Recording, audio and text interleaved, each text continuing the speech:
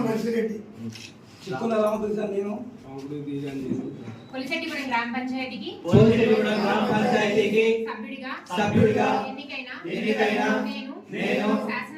శాసనం ద్వారా ఏర్పాటు చేయబడిన భారత రాజ్యాంగానికి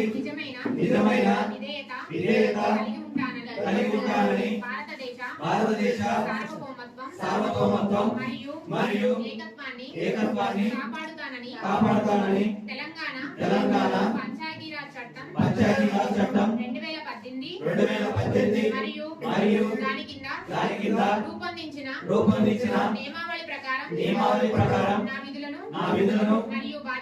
మరియు బాధ్యతలను భయము పక్షపాతము లేకుండా నిష్ఠతో మరియు నిజాయితీతో నిర్వహిస్తానని ప్రమాణం చేస్తున్నాను.